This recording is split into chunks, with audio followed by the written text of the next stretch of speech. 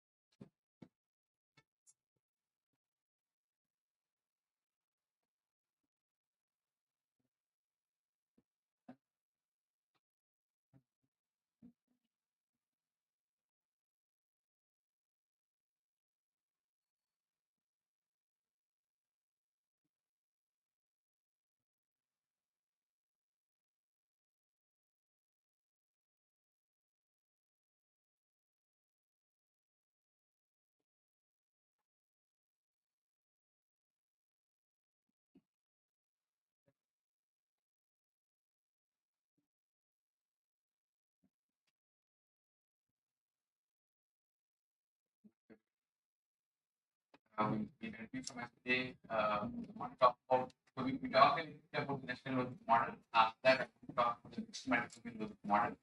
So this is an advanced variant of the multinomial logic model, and it offers extra flexibility. So the way it works is, when you are estimating a multinomial logic model, you have one coefficient per independent variable. So if you have, for example,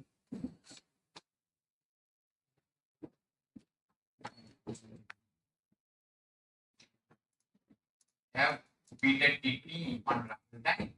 What we are seeing is the effect of travel time is, let's say, minus 0.05.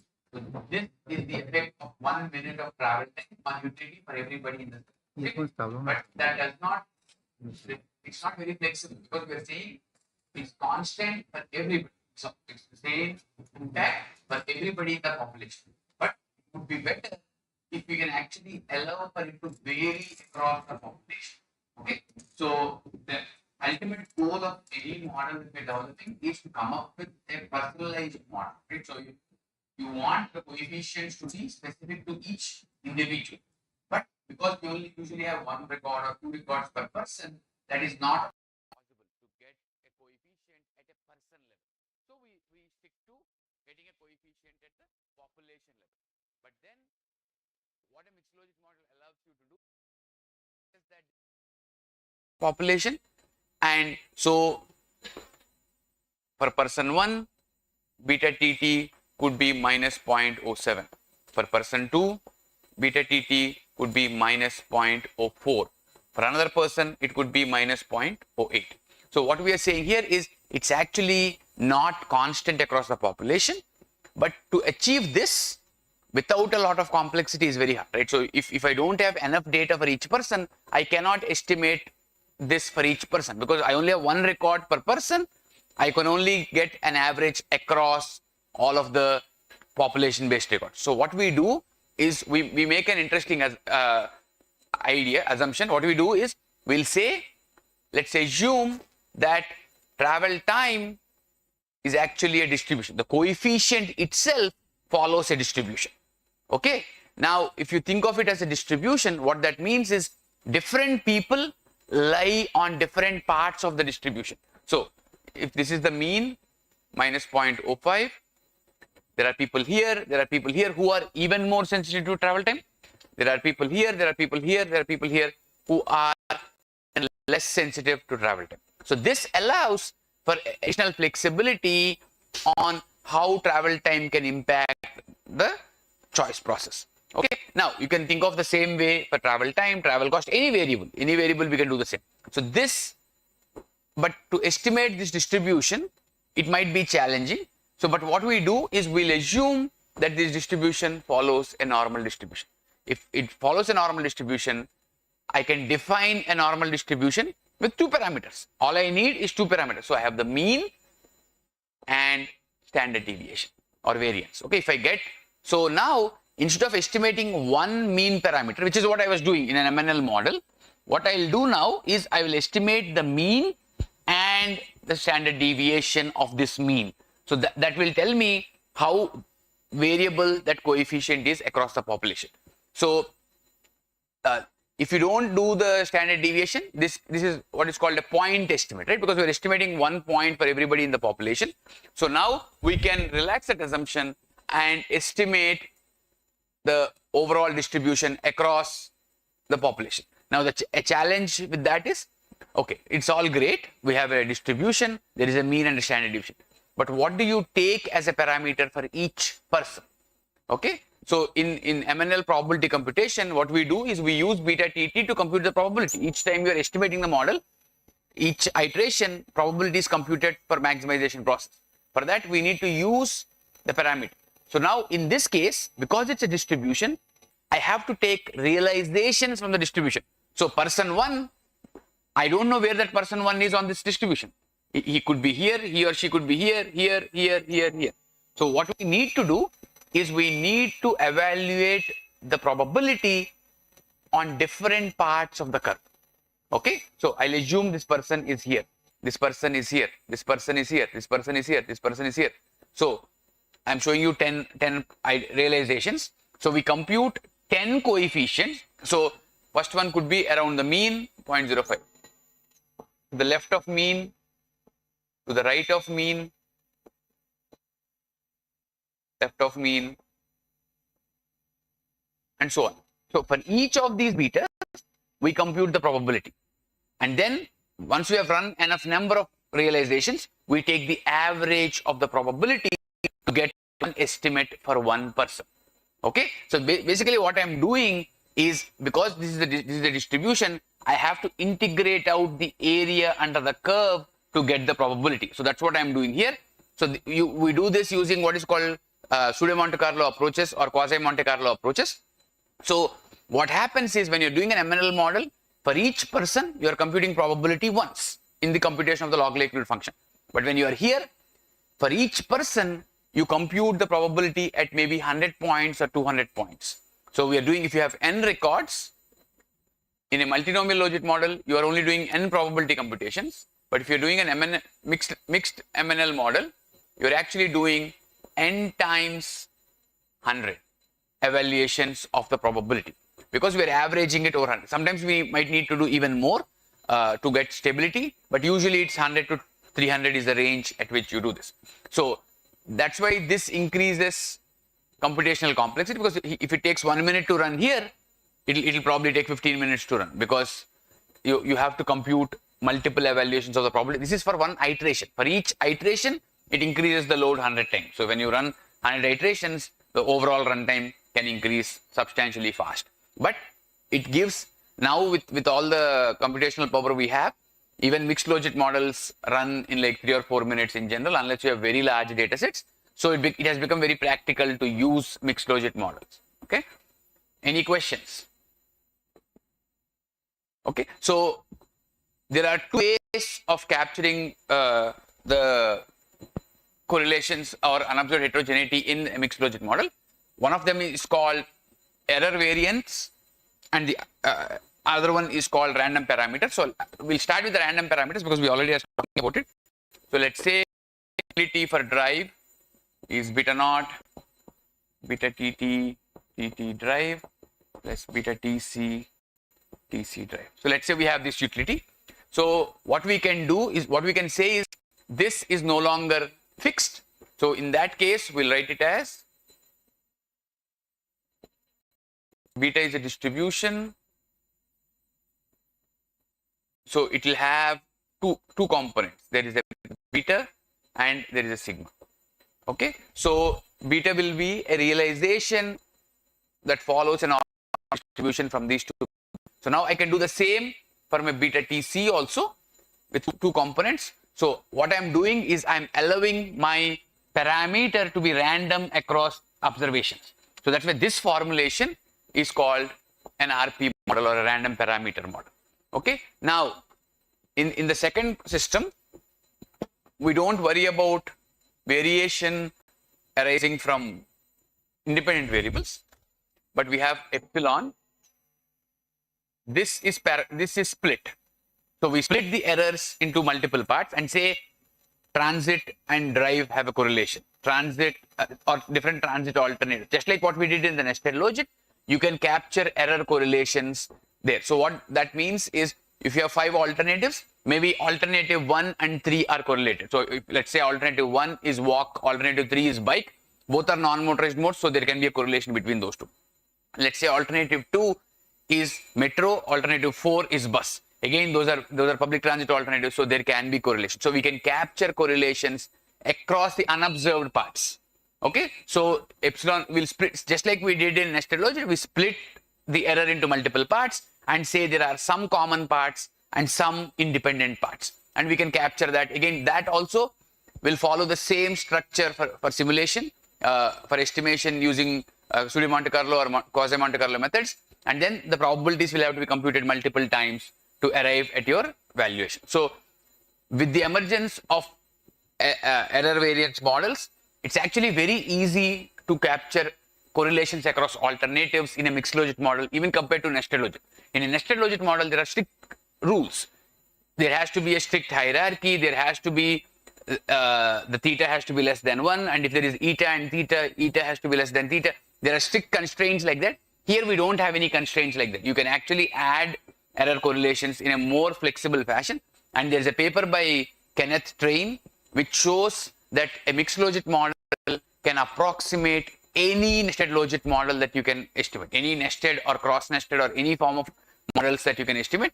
The only advantage of nested logit models or variants of that is their closed form probability expression. So here we have to do integration. There we don't do any integration. In a nested logit model, there is a formula. Yes, the formula is not simple or easy, but still it's a formula. If you code it, it's an analytical formula. Analytical systems are always better than simulated systems at some level. For that reason, people still use them, but you can approximate any reasonable nesting structure with a mixed logit model, and it becomes easy to run those models. So I have some. So in the probability structure would look like this, where you have an integral evaluated over the distributional assumption. So I talked about how we can use coefficient of travel time as a normal random variable, but there is a case to say that travel time should always, the coefficient of travel time should always be negative.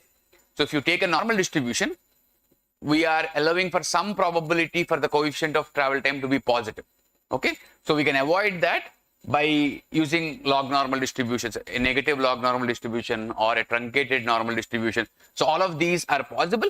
It's just that some of them it'll get a little complicated in the estimation process, and the functions are not as smooth with other distributions. If it's a normal distribution, estimation is easier and stable.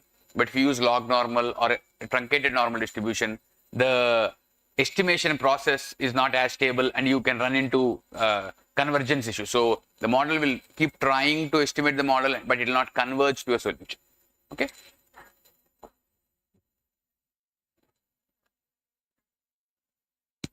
Yeah. No need, because we are estimating only one extra parameter for each variable. So if you think about travel time, with the data set, we estimated usually beta travel time, but now we are estimating only standard deviation, just one more parameter. So we still can do it with the same data that you have, but yes, the larger the data, the better you will get, better estimates you will get. Also, if you have multiple repetitions, it will look even better. Yeah. Yes, different choices for the same person if available. Again, it's not a requirement. If it's there, that'll be that's what is called panel data, and that will increase the advantage of using these methods.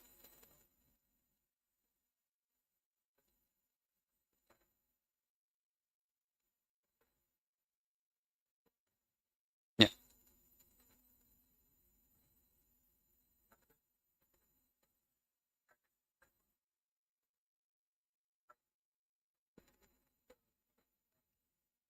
Yeah.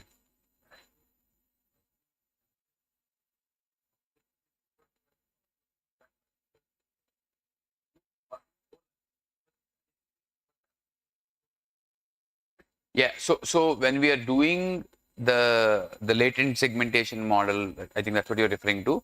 There is every record in your data set goes into that segment, even into that sample. Every record. The only thing is we weigh. So let's say there are three segments. Okay. So each person 3 segments, but their output from there is not directly add, right? That will make it 3 people, right? It's not 3 people, it's only one person going through all three of them. So we put a weight for each person for each segment. So I behave 13% like a person in segment 1, 70% like a person in segment 2, and the remaining as a person in segment. So there are those weights that reflect your choice. So the weights will take care of them. So when the model is estimated for that segment, everybody is used in the estimation of that segment. But I only take of their choice, because I'm weighing the choice with them.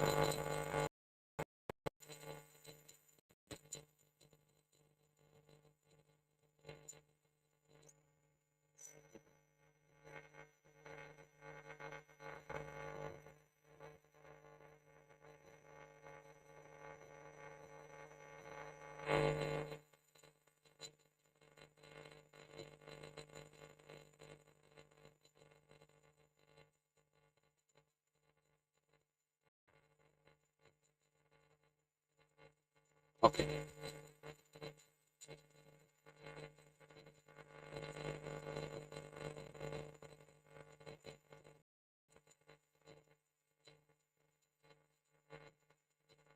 There should be adequate number of records in each group.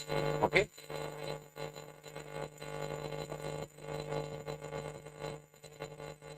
In the if you're exclusively allocating people to a segment, if you are you splitting the data based on age? Yes. Then you are splitting it. So if there are 20 people in segment sample age group under 25, you only have 20 people. That's it. It's the overall population. I need to say, for example, we can say overall 10 lakh population. The saturation you get right to the sample requirement is saturated at 4. And among those, if you want to feel the 20% segment, I think we might be very less sample. That is, like take 400 from every age group or so it is if you have to say separate that out, you I don't want to say everything has to be 400 if 400 is what is but at least maybe at least 50 to 100 should be there in each group. Otherwise the quality of the estimate will not be that good. So this is the error components formulation where I'm writing the coefficient gamma y is the beta, the coefficient, the psi qi are the error. So I can formulate them in this fashion. So basically what we are doing here is we are introducing what is called heteroscedasticity and correlation. So depending on how we use the C variable there, you can introduce correlation between different alternatives. So you can do one correlation between 1, 2, 3, 4 and 5 or 1, 2 only, 1 and 3, 2 and 3, 2 and 4. All of these can be accommodated by just how you decide. So this is how the matrix structure works here. For example, what I'm showing here is if you look at this is error 1, error 2 and error 3. If you look at this column, error 1 and error 3 have a common correlation. Error 2 has an independent part. Error 3 also has an independent part. So this column, there is no other correlation there. This column is also there is no other correlation. So I am capturing error variation and also common correlation between 1 and 3. So it simply boils down to how we define our matrices. So we are estimating 3 parameters. Each column becomes a parameter. When you estimate them, some of them will be significant, some of them might not be significant. Then you can update it as needed. Okay. It's a random parameter. So that's how the random parameter will be split. So you have beta k is split into mu k and sigma. So you're estimating mu and sigma from there. So if you have a normal random variable, when you take a realization, you will be able to generate the beta value. So if you have a mean, it will be simply mean plus sigma times is a random draw from normal, and you're multiplying it with the corresponding sigma. So I don't know if all of you remember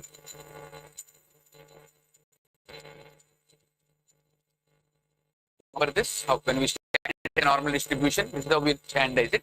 So now what I'm doing is I'm using this equation to find my x. So x will be mu plus g sigma because I need the beta I need to use, right? So if a person has a mean of 2.5 and a standard deviation of 1 possible value.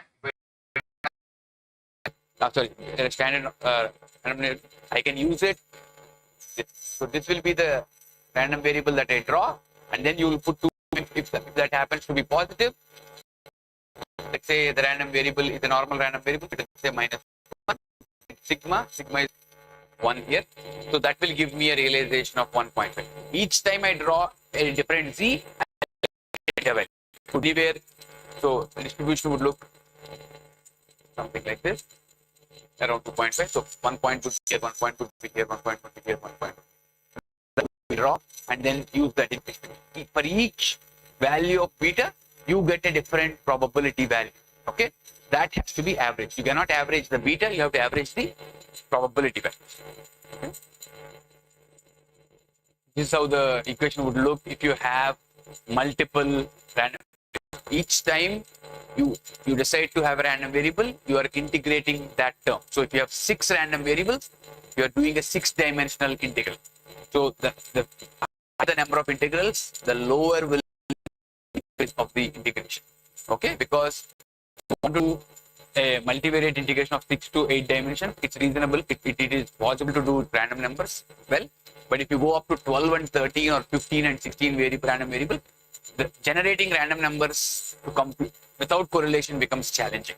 So because of that, the integral evaluation will get challenging and also time consuming. It takes a lot of time to evaluate these dimensions.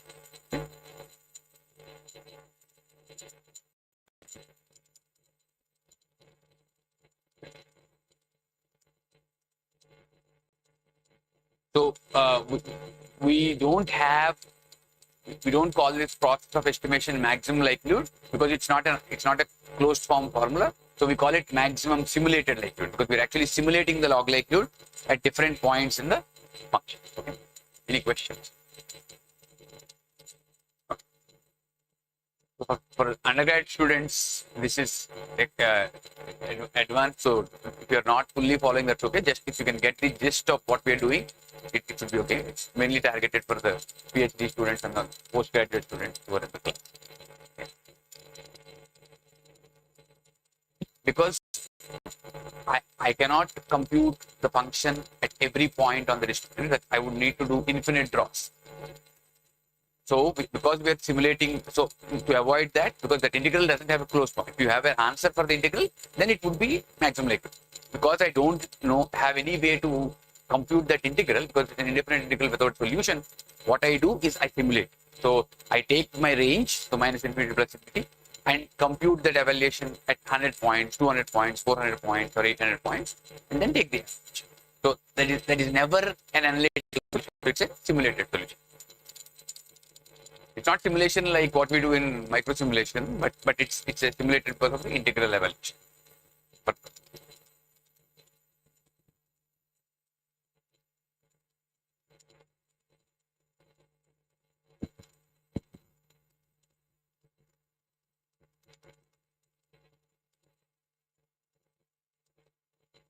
no. If you have to find a an integral, just think about an integral computation. Okay, if you have to compute the area under the curve, if you have only one dimension, computing the area is very easy. If you have 2 dimensions, it's more hard. It's complex.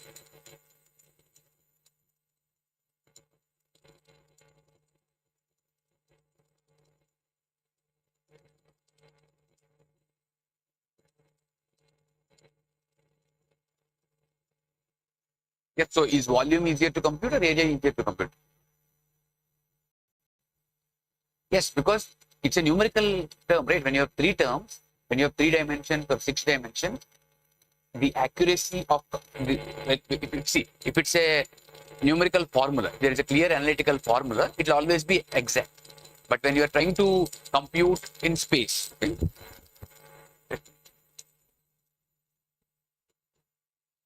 So if you have 2 dimensions like this, I have to take draws on this dimension and in this dimension. So I'll get points, right? So the number of draws required for evaluating a 1-dimensional integral versus a 2-dimensional integral, the need is much higher. When you have the 3rd dimension, it starts exploding. But we are telling we're keeping it 200, 400. We are not in proportion. If you proportionally keep increasing, it will take 3 days to run 1 iteration.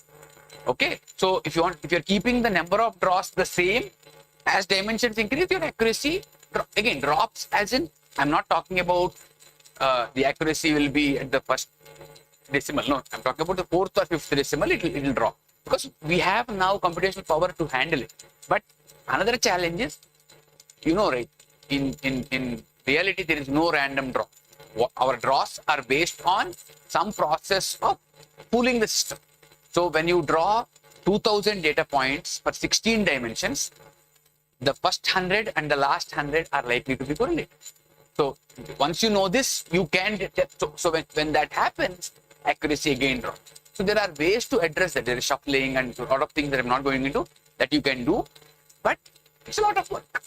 So I personally don't like to see models with 12 random parameters. I mean, you're doing something unnecessary because if your data has independent, you can get 12 random variables only when you're willingly dropping some independent variable.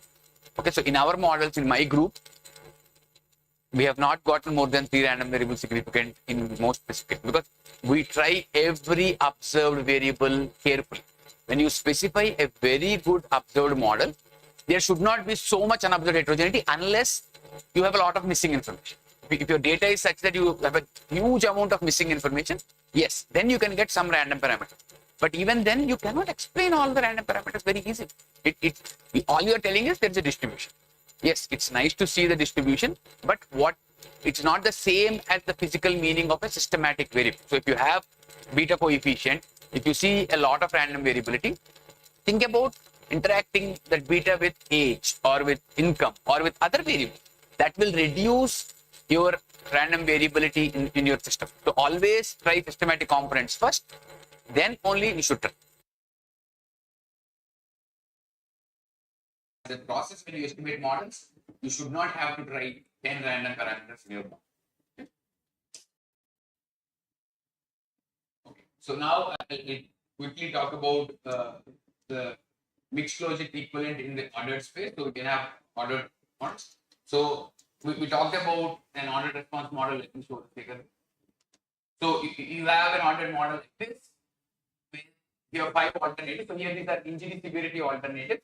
So no injury, possible injury, non-incapacitating, incapacitating, and fatal. So if you have these 5 categories, in an ordered response model, the curve can move. The curve can move to the right or the left.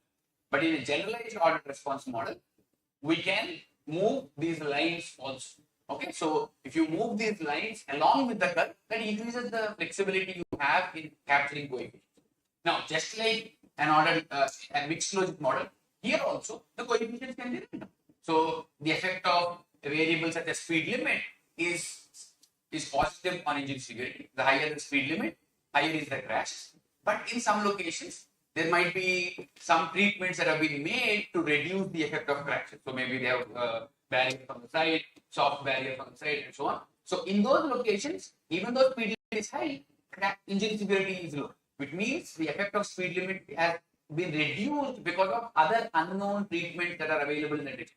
So in that case, we can allow for a random parameter for the effect of speed limit, and so that it can be lower for some locations, higher for some locations following that distribution. So again, everything that we talked about in the mixed logic space is directly applicable in an ordered response model also, and we can modify an ordered response model to create what is called a mixed generalized ordered response model that allows for variation. So this would be how the standard model would look like. We talked about this. It's just beta x plus epsilon. Here I'm not using alpha, so I have an extra threshold instead of that. In these, the size are constants across the population. But when we go to mixed ordered logic models with generalized ordered logic models, I am parameterizing the threshold also. The threshold is written as threshold plus minus the previous threshold plus exponential of it. So let me explain this.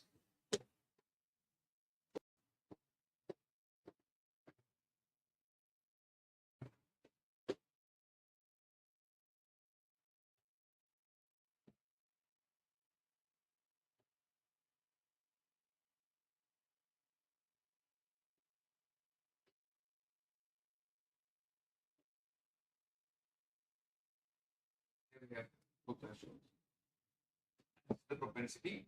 So when you have a random parameter in your threshold, okay. So because we can write propensity psi1 and psi2. We have 3 components here for 3 alternatives. So we can decide to make this 0. One of the 3 alternatives we make 0. Here you have alpha plus beta x, and here you have delta x. Okay. So you're changing the threshold with different independent variables. So now if you have an epsilon here, you can have random parameters inside this also. So what that means is this delta x has a beta and a sigma inside, or a beta, or we'll call it delta prime. So you have, okay. So what happens is when I have a random drop, psi2, if I leave these 2 free, psi2 can become negative. What that means, because I'm using a normal distributional assumption, when I take one realization, but again, rarely, psi2 can become smaller than psi1 if you leave it as a free variable. Because when here this is 0, this is always 0. Because of the random variable, any independent variable that we have, psi2 can actually become less than 0. So we don't want to let that happen because that would violate the ordering of the thresholds. So I think Dr. Karthik Srinivasan has a paper where what he did was he checked each time he take a draw in 2002, if I remember correctly.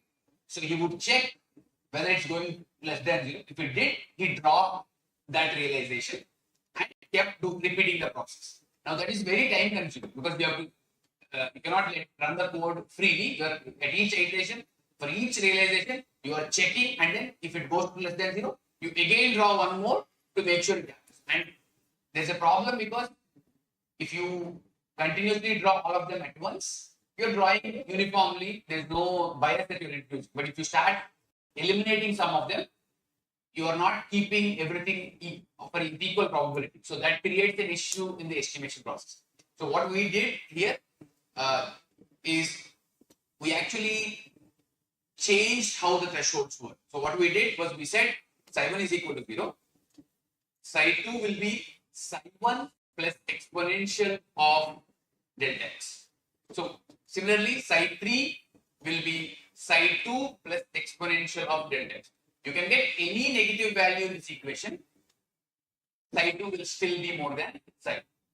Similarly, psi3 will always be more than. If you do with this parameterization, we don't have any issue with checking whether what I'm getting is negative or not. So that's why you will see the exponential here. So this will make the estimation process a little complicated because you have to take the derivative of the threshold. So when you take the derivative with exponential, it's harder than when you don't have that exponential. But we were able to do it, and this is the probability that comes through. So this formulation of the generalized ordered logic model ensures that even in the space of random parameters, you won't have threshold ordering issues. Okay, so this is what we used in my 2008 paper. So I have a case study on this.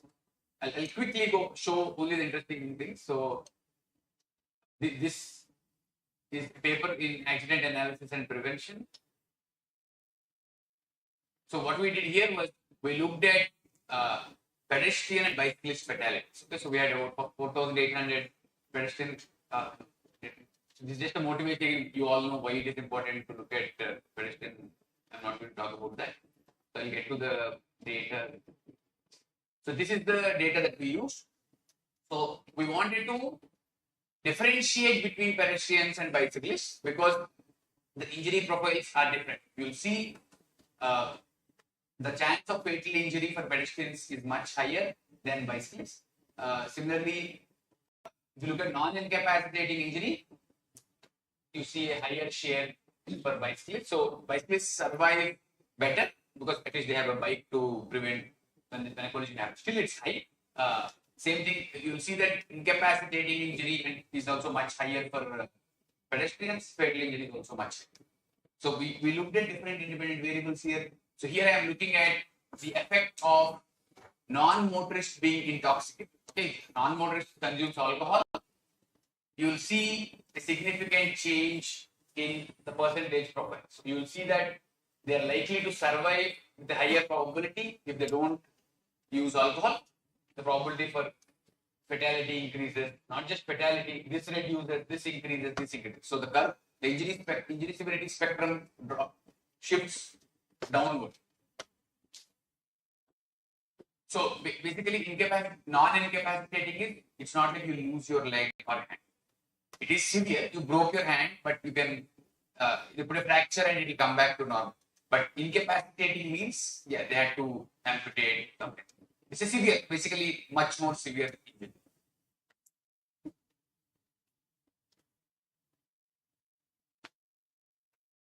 So in this model, we were able to estimate. We have 4 alternatives. So we were able to estimate 3 equations. So there's a latent propensity equation, which is general to everything. Then we have the thresholds, the last 2 thresholds for what were estimated. The first threshold was set to 0. So here, so again, you will see that in this model, we did not get any random parameters. again, because we have so many independent variables, nothing came significant other than our independent variables. Okay. So we can see some of the variables we try: age, under the influence of alcohol. So positive means the injury severity will increase in this column. Negative would mean injury severity will decrease. So you'll see if the collision is with the SUV, you get a severe injury. And with pickup truck, the full profile doesn't shift, but the thresholds shift. So the last two thresholds shift to the left, so increasing the probability for. So pickup truck does not. If the bicyclist or a pedestrian collides with the pickup truck, it does not change the probability for the first two alternatives, but it changes for the other three alternatives. So again, the nonlinearity in the thresholds allows you to capture such interesting relationship. So sports utility vehicle moves the entire profile to the right, but the pickup truck variable, it only moves the last two alternatives to the left. So it changes, so probability increases for that. Same thing for van increases the fatality probability. Also, we tried roadway characteristics, accident location, environmental factors, and so on. So here we are comparing our model to the observed data and also with a standard or order response model. So what we are doing is we are looking at the shares, prediction shares. These are the actual shares. The first column is the actual share, and you can see that the ORL model comes close, but not as close as the MGORL model. You see the MGORL model does a much better job. You can check the root mean square error and mean absolute percentage error is substantially better for MGORL model, both for pedestrians and bikes. So it substantially improves the data fit in this.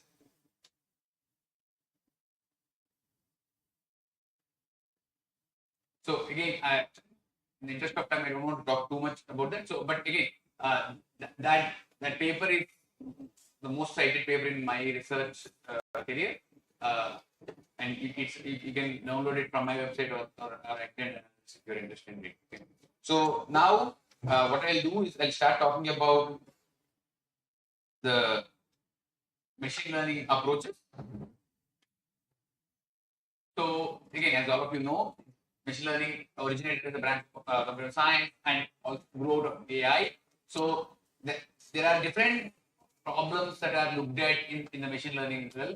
So it teaches computers how to solve a problem by example, right? So one of the things you can think about is vision. Computer vision is a very common application where you pass several images of cars, and then actually I think they start with dogs. They show images of dogs and see if a random image is shown, it can it recognize it as a dog or not, or an animal. So now we're using it in transportation to identify pedestrians, cars, or bicycles, and so on. So it depends on how good your training data set. If your data set is good, it can help in that.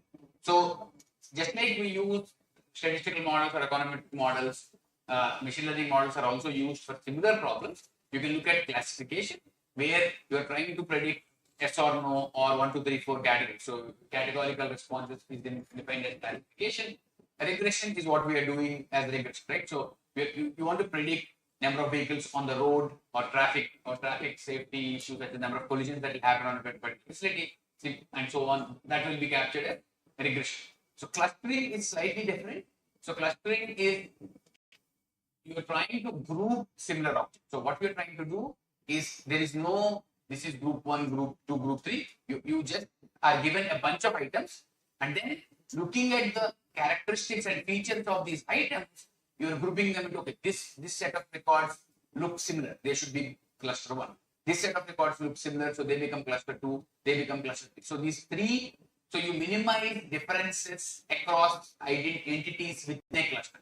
So similar items that are similar to one another should fall into one group. There are ways of doing that. So these are the three techniques we'll talk. There are a lot of methods to do each of these. So we'll discuss those as we go.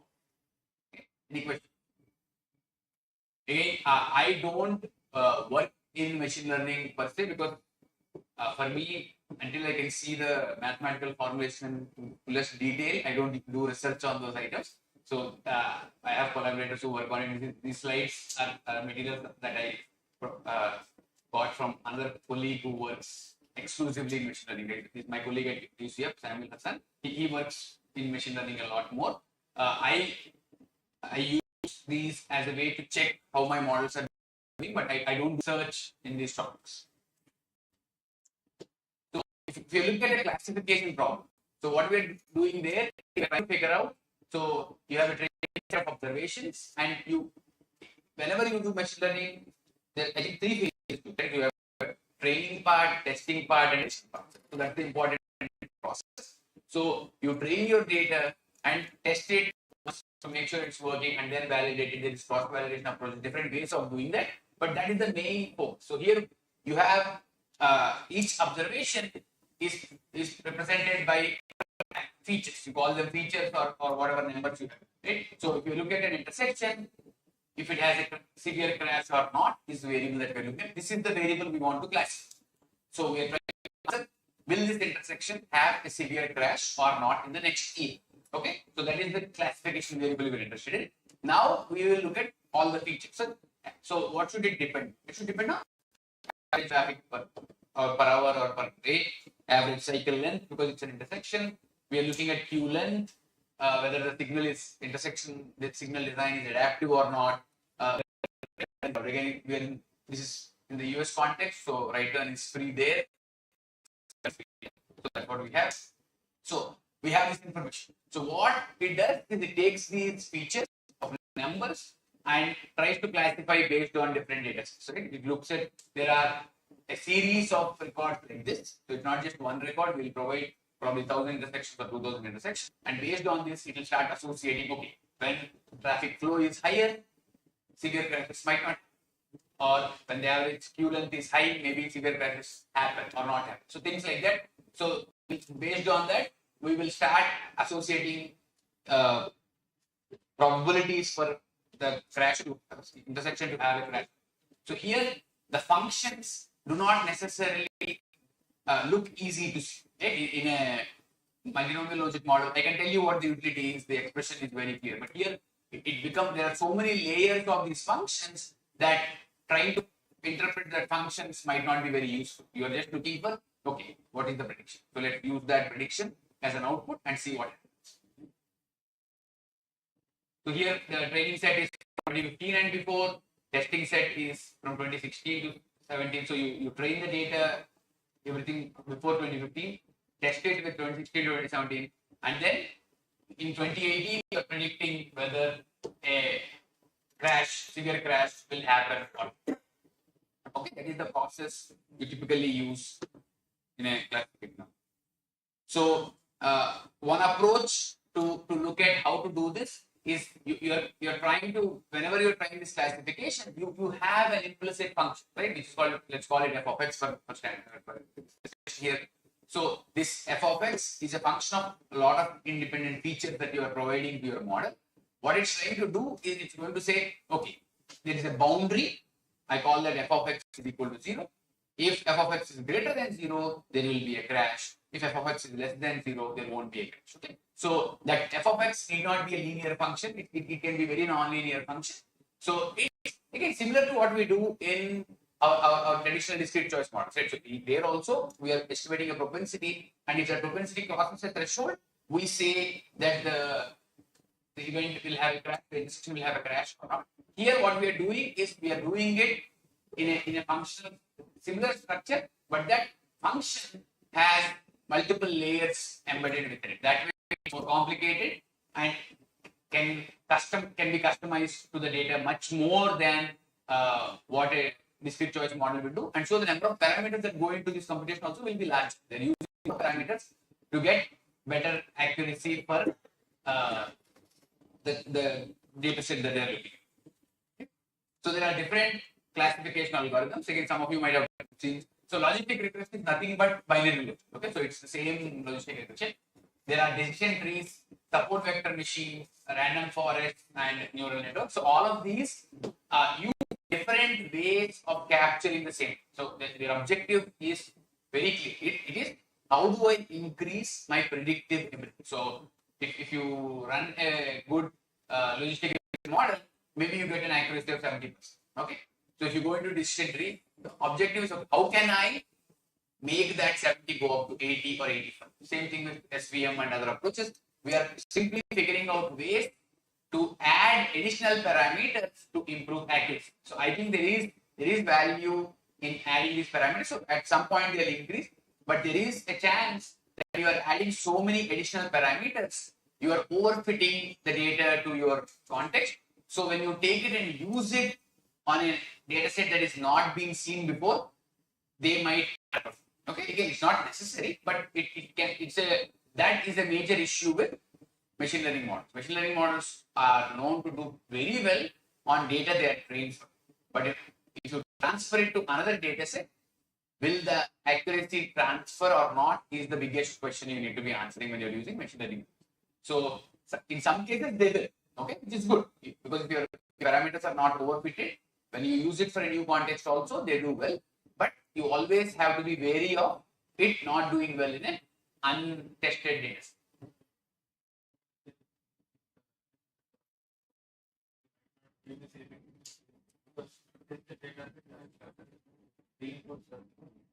No, so but here classification is always supervised, because you know what the classification is, right?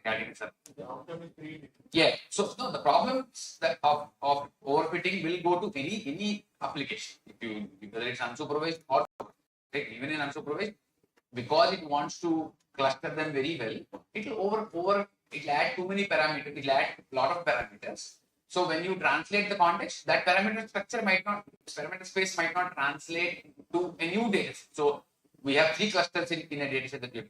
So when you bring in a different city and a different data set, maybe we don't need 3, we only need 2, or maybe there are 4. So in that case, it will try to fit all of them into the 3, because that's what it's trained. So that problem will translate anyway. Okay, because if you look at behavioral models, the number of parameters are very small, like compared to number of data. We have 2000 data points in any of the models that we do. You go up to 100 parameters, maybe 150. Here you go up to 1000, 1500. So what happens is, when you have that many parameters, you are putting one parameter per data point. So you will improve accuracy there. Again, it's not, but when you take it and use it in a data set that is never seen, those parameters might not work as well. Okay, but this is not to criticize. There are ways you can test that and then apply it, so that you don't make that mistake. That's not an issue. There are ways to check. So again, I am not going into mathematical details of all of these. I'll show a little bit about some of these models as we go forward. So in regression, so classification is you're separating terms. In regression, what you're doing is you're actually talking about how many pedestrian crashes will occur in a given intersection. So coming up with the numbers. What is the traffic? How many cars? How many people will. So again, this is a continuous number. You are trying to get to using regression approaches. So here we are not classifying it into 1 or 2 groups, but we are actually trying to predict the number of values. So here the change from the previous classification problem is, there we were only focused on will a crash happen or not. Here we are actually predicting the number of crashes. So your output here is not an yes or no question, or not 1, 2, 3, 4. Here it's actually the number. So it could be 5, it could be 250, it could be 400. So you're trying to get to that. So if you are giving a function and you are given number of crashes and function of flow, so because there is a lot of flexibility, we might be fitting it in this way. So this way, if you fit it this way, you're getting 0 error pretty much for the entire data set, right? So because the curve can go, when we do a linear regression, what you just draw a single line through all of it, right? So it would look like this. So this obviously has a lot of error, because we are only passing a linear line which is not covering everything. But the previous case, basically what it did is it determined where to turn. At each point, it added a parameter recognizing the slope as change. So this is an example of a model that is overfitting the data. Right? Yes, your error is 0. But if you use new data set, new crash data, it won't predict very well, because it's randomly turning up and down everywhere. Okay? So now we want to add flexibility. Right? We don't want to use linear regression only, because linear regression is very restrictive. So we can look for some nonlinear approach which takes the relationship better, but not by overpose. So here all we are doing is we are kind of identifying a parabolic structure that represents good accuracy with our model. Okay? So this will not have accuracy of 100%, but this is a more representative way. So what we are showing here is as traffic flow increases in the beginning, crashes increase a lot, but after a point it tapers down. Right? This is something we can explain, and this is more likely to be transferable to multiple locations than a system that overfits the data. So there's always this question of how much accuracy you want on your training data, right? So if your objective is to get 99.99% accuracy, you will be doing a model like this, right? Where everything is fitted to the data like that. But our objective is not for training data. Our objective is how do I make my model work on my outside data set, right? Or a validation data set, because that is where I want to use. I already have the data. I already know how many crashes are happening in different locations. So I don't need a model to fit that perfectly because I have that information. What I need is for it to predict in a different context to show me what the crashes will be. So if I build a model that is overfitting the data, I know that I do a very good job on the training data set, but do a lousy job on the validation data. So I don't want to do that. So what I want to do is I need to keep my expectations focused on the validation data set that we want to use. Okay? Don't try to do the perfect job with your training data. If you do that, it will be great for the training data set to show your numbers. But the moment you apply that model with outside data, it will significantly underperform. Okay? So at the same time, I'm not suggesting use linear regression and do it, right? We're not suggesting. All we're suggesting is find the right balance. To find the balance where you find something like this, where there is error, but this is an error I can live with because I know it works well here and it should work well on the validation data set also because we are actually reflecting behavior in terms of how the relationship between number of crashes and traffic flow should look like. No, this is an example in a two-dimensional space. It's not like our models are there's only one feature and one dependent variable, right? We have one dependent variable and you could have 20 independent variables. So we want to come up with something smooth like this across all. So if you can imagine this one, just like we fit these two, even when you have 20 dimensions, you could fit to each answer across all 20 dimensions. Right? So that's where the number of parameters start ballooning very fast in a machine learning model. So you need to be careful in determining how many parameters you want to add to improve your accuracy. So just like we looked at an example where the R square value increased 0.5 per 6 parameter, 0.52 per 100 parameters. And we said we don't want that 100 parameter model because even though it has a higher R square, it is clearly overfitting the data. Same thing, there are ways to check for that. There are different approaches that specifically focus on are we overfitting the data can be generated to check if they are overfitting, and then you can correct for that in your models. So, as we talked about, there are two mechanisms of how these models are developed in the machine learning world. One of them is called supervised learning. Supervised learning approaches are defined to cases where we know what the dependent variable is. Okay, so every model, every transportation data set that we have talked about is effectively supervised learning because we know the dependent variable, we know the mode choice, we know the number of crashes, all of that data is available. So in some cases, we won't have those labels. Those are what are referred to as unsupervised learning. We will talk about that. So classification and regression are supervised learning problems because there is a clear label associated with every. So in machine learning, usually they are labeled as +1 or -1. And numerical, regression also has numerical labels because you know the number of cars or number of crashes or whatever is the dependent variable. Okay. So supervised learning algorithms are much easier to evaluate because we have the ground truth, right? So the benchmark is available because you can always say this is the observed model.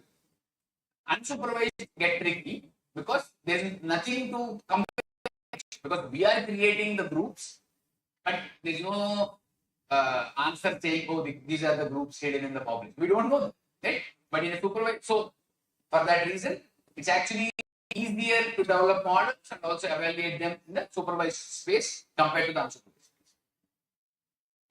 So what we are doing here is we start with this process where we are looking at the data.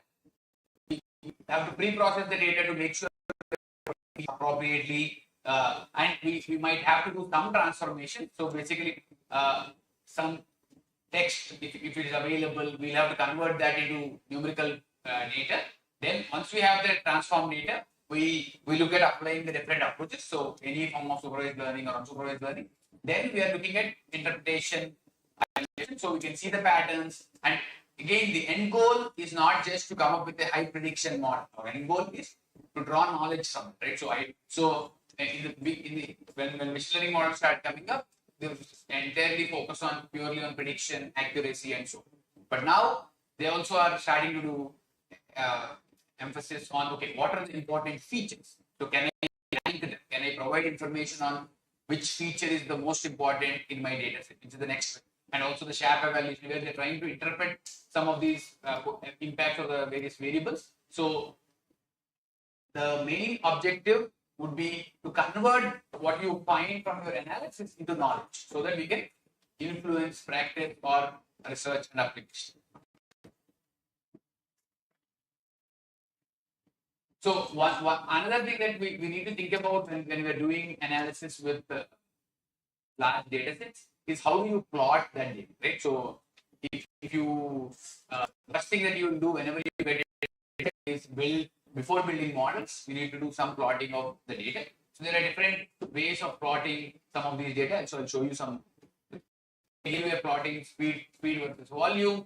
Again, this is just a scatter, right? Every observation is available. This is very easy to do. You can do matrices here by different independent variables. So you're looking at occupancy, speed, occupancy, volume, and this is just the frequency. So again, we actually have a plot that uses information from all dimensions. You can do it this way. Again, this is the line plot where all you're doing is you're trying to come up with a regression line for your data, right? So you plotted the relationship between occupancy and volume, and you can do this in Excel, right? So you can just ask for a line to be added to your chart. So you'll see what is the angle at which the data is moving forward as a function of volume and occupancy. A simple, again, all of you know about the bar plot. So we are just looking at the distribution of speed across different days here. You can also have them identify the 95th percentile or the 90th percentile values as what based on what you want to show. This is a simple histogram showing the volume range across as a function of, we're showing the probability here. So the whole thing should add up to 1. We're just showing where is the distribution of a particular volume.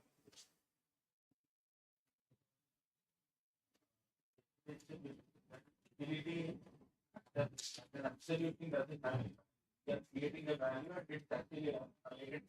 Yes. So the ability is one of the formulae that was the data. No, because we are it's estimated purely based on the observed value. We are creating the basically. No, it is unsupervised if you do a kind of a latent classifier where you tell there is a segment, but nobody sees that segment. That is unsupervised. Because we are actually looking at naming and finding. Yes, exactly. But those where if you cannot associate and you have to come up with a name, that is unsupervised. That would be the definition.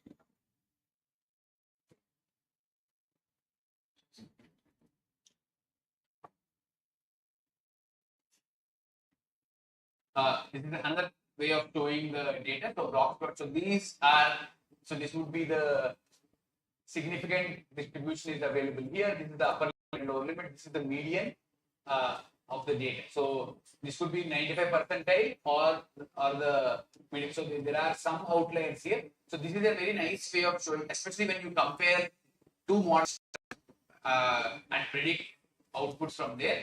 You can see that in different mod, the prediction changes across different data sets. So if you take multiple samples, the predictive power of all of them will not be exactly the same. So we use this box plot kind of approaches to show how good two models are. When you're comparing two models, it's not necessary that if you run it 50 times, model A will outperform model B all 50 times. But if you plot something like this, you can actually see how many times it's outperforming and also by how much, right? That is more important. So if a model loses once in a comparison, yes, that's bad. But you also have to focus on what happens the 49 other times that we compare. So a box plot does a good job of showing. And the Boolean plot is also very similar to the box plot. It represents where the data is, but it also shows the distribution of the data on that point. So you see that there's a lot of on Friday. There's high volume of vehicles at 60 compared to, so in a box plot we just show evenly. Here we are also giving extra information saying that this appears more. So similarly here, if you look at it, this record appears more than this record. We know that based on the width of the violin bar at that. So the length shows you the range of all the values that are used. So this is a nicer way of showing the distribution, as you can see. Okay? This is a whatever QQ plot. So we're just looking at what else that you have theoretically, and then what are the values you obtain, and then you have a regression line showing how the relationship. It is a different ways of plotting different kinds of data. You can choose to use some of these when you are running your models, because again, you don't want to be using very traditional models only. Sometimes these approaches will offer more insight for your data when you're processing the data. Any question? So let's get into some of these approaches. So logistic regression is already. I'll talk about the case. So the idea of the k neighbor is that, so if you set k is equal to 1, okay, so what you are doing is you say you'll find the closest one and you take the choice of the other one. Okay, so basically what you're saying is your behavior is based on your neighbor. So it could be 1 if k is 1. If you take k is 2, based on behavior of the other you can put k can be 3, 4, 5. Again, the larger the k, the more neighbors you have to work with, so that can become a little more complex. What we think is using k equal to 2, so we only look at pairs. So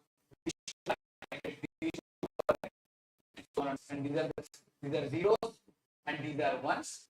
So and this you are training and a test. So you based on what you know, you predict the other source. They are closer to that one. They are also following the same choice.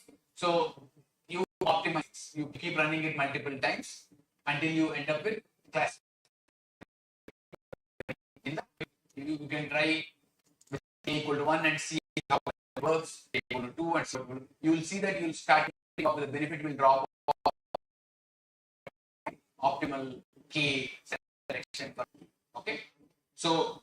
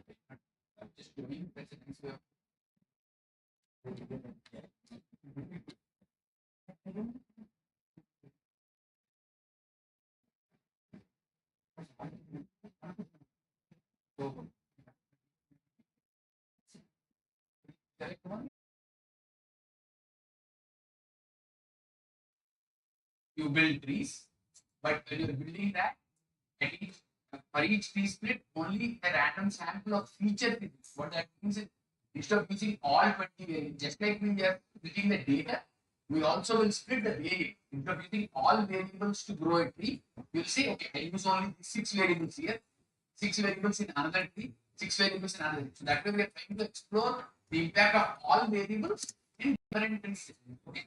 So then you come up with out of bag error rate. You figure out if I develop a model with one bag, how does that model work on data points in other bags? So the main advantage of this in the random forest approach is that it reduces correlation. So if you think about the bags that I talked about here, if you're doing the same model in each of them, the outputs here and here will be correlated because here you are getting outputs. Let's say you are using 6 variables, there are only 6 features. So you develop a model with 6 features. You develop another model with 6 features, another model with 6 features. The only difference across these bags is the records that go in, right? So 20% of the records went here, another 20% went here. But the model is pretty much the same. So your outputs are also pretty much the same. So all of them will kind of give you similar outputs with high correlation, right? If 70% of the people are choosing car in this big bag, maybe 65% will choose. It's not like 5% will choose, right? Because it's the same sample data that goes into different things.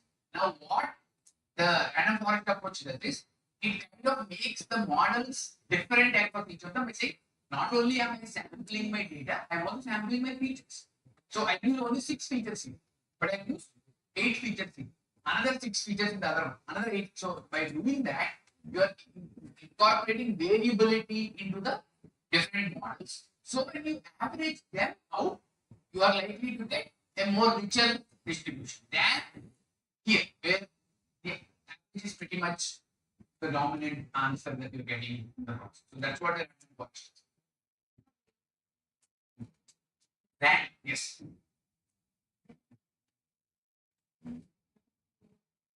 No, you decide what the features are. So let's say you give this 20 other features. It will put them into the system, but weights will change. Each will have its own importance. So when you use 6, it's not necessary that all 6 of them are equal. Out of the 6, one will be very high value, the others could be less. But as it learns more, it will utilize that knowledge as an expectation.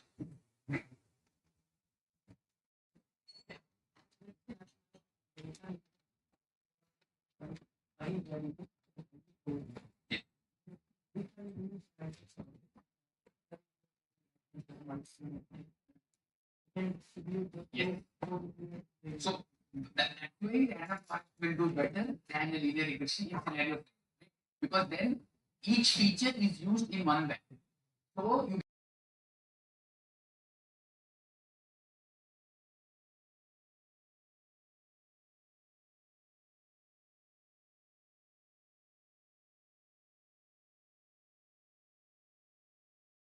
what if I can average this?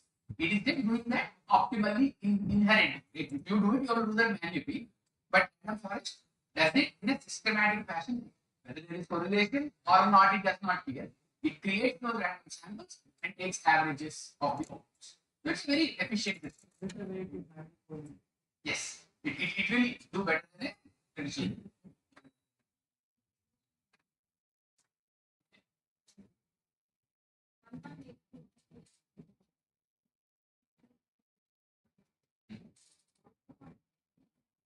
Yes, but what happens there is you have to do it only once. So what this does, if you have to do that, do what random forest does outside manually, it takes you a lot of time because you have to do multiple samples. Also, right? You have to do 20 samples. Then on top for each sample, 5 different models. So it does a lot of work and then it gives you the output. If we each time we have to do that manually, probably take us 3 days to do one more, right? So that's the Talking about mapping, let's say I have is it like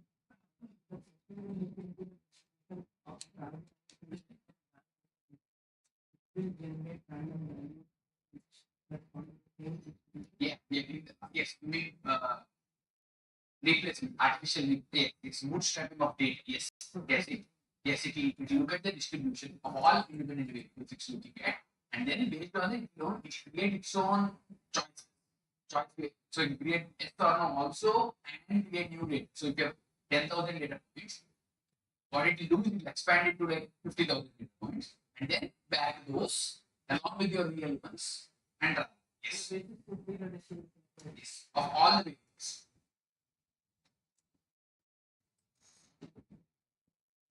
Yeah.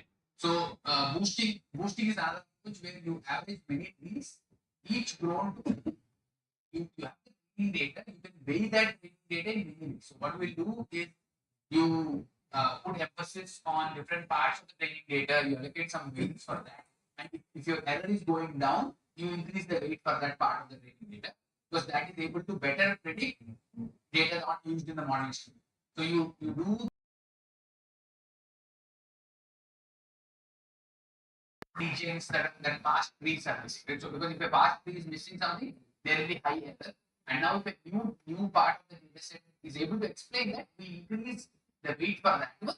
So to fill that gap. Okay. Again, how I also don't know how it does that mathematically. Okay. But the objective there is we are trying to figure out we are doing good with these reports. We're doing good with these reports. There is a part of the report we're not doing. Why? So that's where it goes and tries to figure out and then improves it based.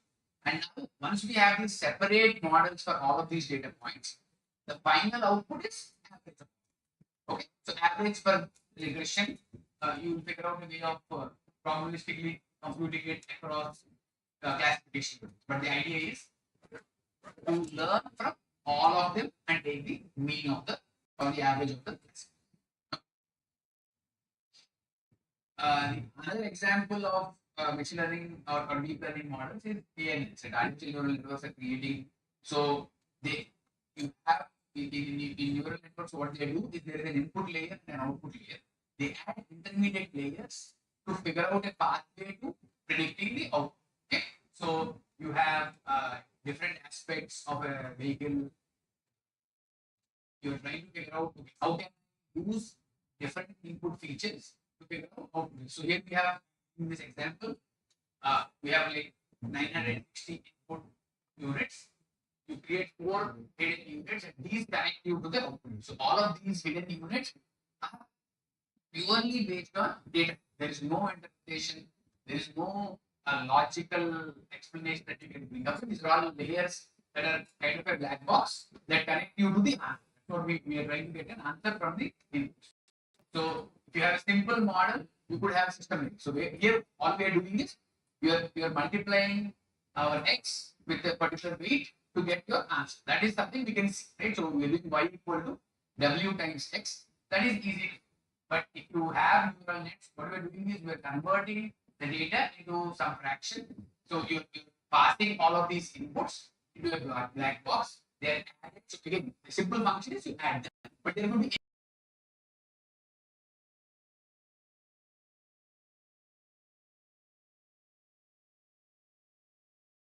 basically the transforming input to an output. So one of the transformation could be the log transformation or other things, sigmoid transformation and so on. Now the objective here is purely whichever works to get my output accurately, we transform. So if you have a single hidden layer, this is what it will look like. So basically, hidden layer takes the x, and from that you get h. That h will give you y. So in the previous example, this was not there. So you can think of linear regression as a one layer system. What we are doing is you have our x's, you have your y is equal to beta x. That is what we are doing in a single layer system. But here, what we do in these systems is you start adding hidden layers. So in hidden layer, you convert the x's into something else so that this something else can do a better job at being converted to. So you're giving extra degrees of freedom by adding a hidden layer. So in a linear regression, it's beta x. So if beta is 3 and x is 5, it will be 50. You cannot change it. But here what we do is maybe we take a log of the x, exponential of x, or some nonlinear form of x. Then you find the beta that connects it to 1. That kind of gives you additional flexibility. So you can keep trying. So the hidden layer values can be based on what gives a better prediction of what. So we're trying to improve our prediction by adding additional operations on x before we get into. Okay. Now, if one hidden layer is not enough, we add two. So obviously, every hidden layer means an additional number of parameters that come into the mix, right? So if you have 10 parameters per layer, each time you add a layer, you get 10 parameters x, 10, 20. So obviously, all we are trying to do is, okay, how do I transform my x to get a better one? So we keep adding more layers to do. So one of the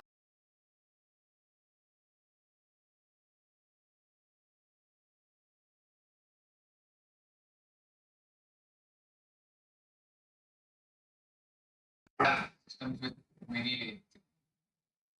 It depends on data, whether you're getting into overfitting area or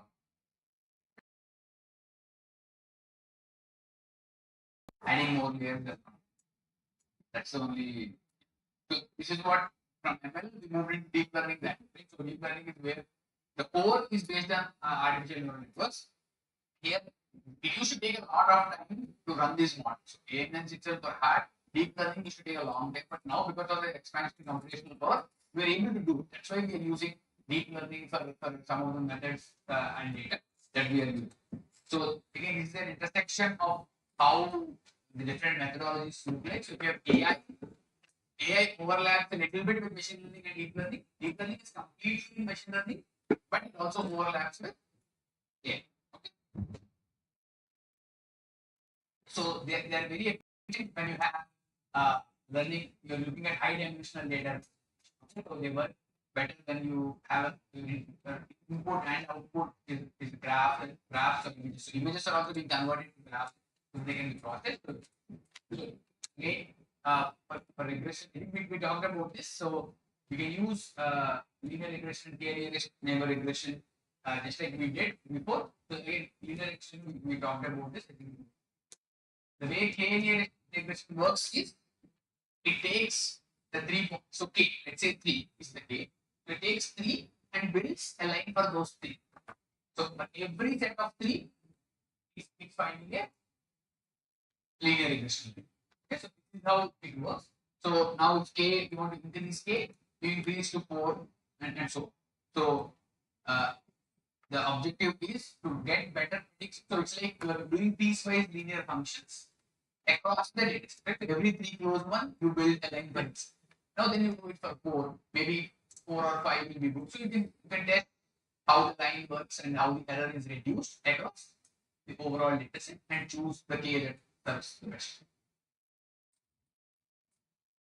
So for supervised algorithms, the biggest problem is that you know that labeled data is so in transportation labeled data is not a problem because usually our data has clear labels, but in computer science, especially for images, somebody has to sit and label them.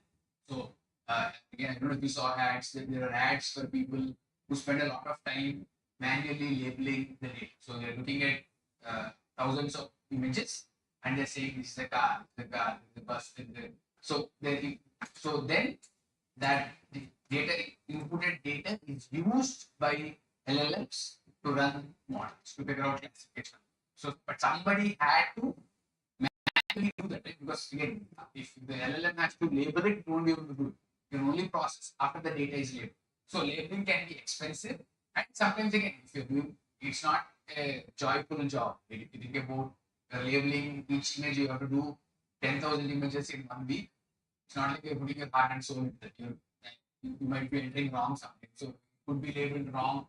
Sometimes, given the large volumes of data, it's not even possible to label all of it. So there are some challenges with it. Yeah, so I'm giving some examples. So if you want to assign a topic to each tweet based on its content, it could take forever, right? So again, travel diaries, if you want to assign a pattern for travel diaries, so there are some obvious patterns. Like go to work, at work you go to lunch, then on the way back you maybe do some grocery shopping and come. That is one common pattern. But if you think about all possible patterns, it could take forever for you to label all travel diaries to then feed that into an LLM. Okay. If you're looking at identifying and finding clusters of destinations for groups. So again, all of these, the main point is that it is quite challenging to build label data that can be used for supervision. So that's why uh, unsupervised algorithms also are used a lot. So in this, what you're doing is you don't need a label data set. There's no dependent variable per se. Okay, so they usually do clustering algorithms. So what they do is they divide the data into some cluster form. So let me show you. So you use k-means algorithm. What it does is you start with I don't want to show the math of the thing. So you start with the input data. So you have this as the input data. Then you initialize. Initialize means you say, okay, I assume this record belongs to cluster 1, this record belongs to cluster 2, this one belongs to cluster 3, and then start matching point. So if you are closer to that assigned point, you will call it that. So we're looking for again, if you look at this data, individually you see that there are 3 clusters, right? Because of how the data looks for it. But now the k-means clustering has to figure that out on its own. So it will start assigning things. So this assigned much closer to like assigned green, closer to this one get assigned red. That's what you see. So when you go to that point, these are only closest to the red one. So that's all of these are red. The blue one was there. So everything around that became blue automatically. But then you will realize that this should not be red, this should actually be green. So when you are there, slowly this will get corrected as you go through iterations. So it's completely green. Okay, but the number of steps required will change based on the initial assignment. So initially you selected different records, the iterations will be go through a different process. So that this is how you can find the allocation across the different clusters. And then once you have this, you can use this to find similar records in other data. So cluster 1 data, cluster 2 data. So basically, it is coming up with these decision boundaries to, if you look at this map, right? This 2 by 2 grid, we are drawing the triangle shapes to ensure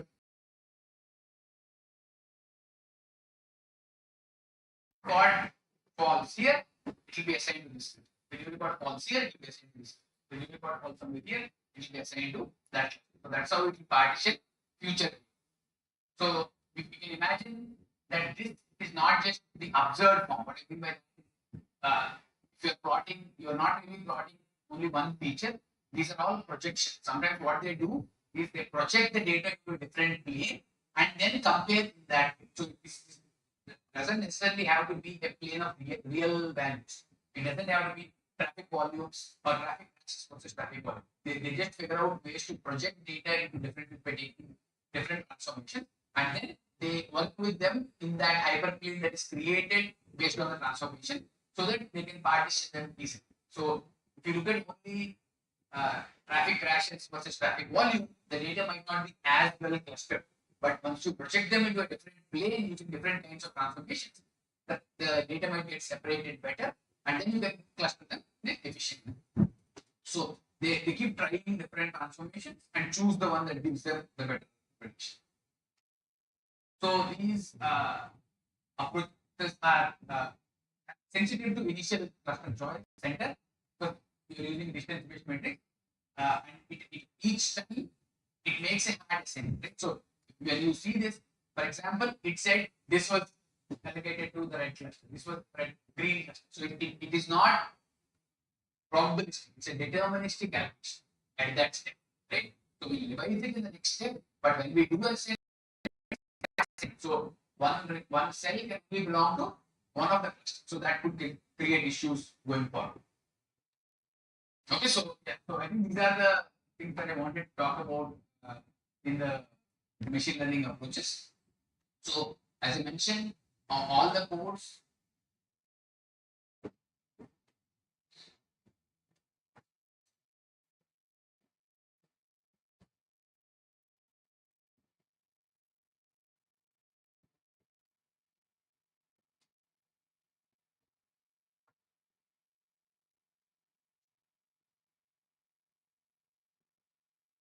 So all the codes for so this is the categorical analysis codes that I provided.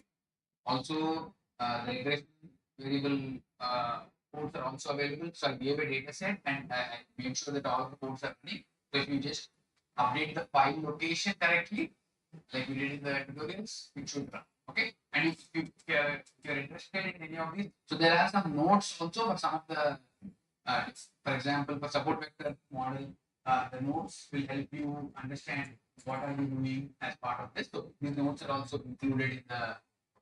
So again, it's not something you can intuitively remember. So that's why I'm not going over too much detail. If you're interested in using that code, just read that and use it as you go. Okay. So yeah.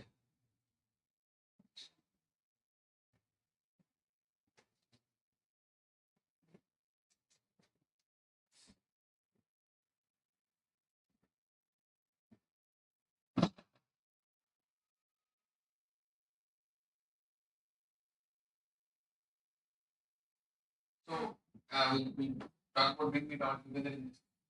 So basically, again, we talked about several algorithms and approaches. I just want to bring the class to conclusion by talking about how you should go about doing the work when you're looking at transit systems. So again, I just did a SWOT analysis for transit in India. Again, these are some of the features that you will observe, right?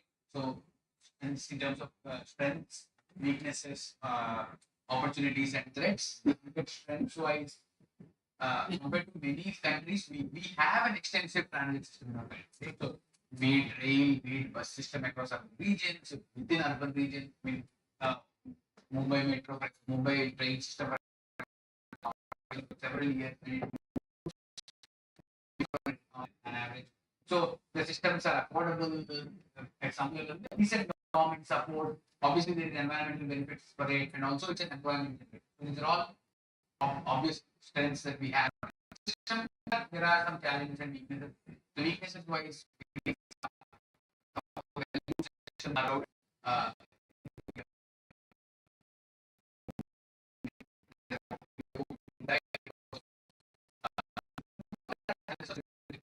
infrastructure big problems. Some of the bridges, at least so they haven't been updated. So there are transit lines that are being run. We're trying to improve that, but there are some challenges. And I think there's also this isolationist mentality across different agencies. There's not a ownership to say, okay, we're all the same. Let's do an integration of systems appropriately. That is also a challenge that we have. And service since I was a kid, the news, the train system, it was very normal for the train to be run. I think it has gotten much better now, for sure. But still, depending on which part of India you go to, and which region you are in, there are, depending on the state government, the quality of service changes, the cleanliness of the again, we're doing better, definitely better. But then there are also some accessibility issues. So you're in a big city, like say, I think accessibility is much better for different modes at different times and so on. But if you're in a small city, like my parents live in, my are older now. It's not. It requires a lot of effort to even manage those things. So those issues exist, but again, depending on which part of the country you are or which part of the region you're looking at, issues are different. So I think cities are, due to the sheer volume of people, are able to create some level of accessibility. Again, I'm not saying it's optimal, but at least in cities, with accessibility is reasonable. You get an auto or you can get a shared vehicle, again, which is affordable. I'm not talking about if you have money. I think India is one of the greatest countries to be in. You can afford anything and do it. But even for lower income individuals, there are reasonable services that provide in urban areas, particularly. So my native, my parents' native, is a small village with probably 200 to 500 people, right? So if you want to come out of there, you should have your own bike. Otherwise, you are not able to find. I mean, autos don't come because the road, I think it was laid in 1991. After that, they have not really repaved that road. So autos don't want to come on that road because you damage your vehicle. So because of that, rural locations like that, there are accessibility. There is probably one bus that comes uh, during the day, and if that stops, people cannot, people's mobility patterns are affected significantly. So again, these are challenges that we have to look at and come up with custom solutions at some level.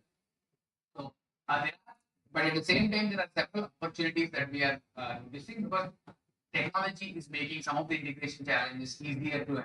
So, for example, even if the agencies are not working together, Google can help you see different modes available to you. At least in the past, that was not an option. Now, any city you go to, you can open your phone. Like for example, I have a US phone, so I don't get OTPs here. I can see that I can book autos on Uber. I can do that or book cars on Uber. So similarly, providing that access helps of providing opportunity.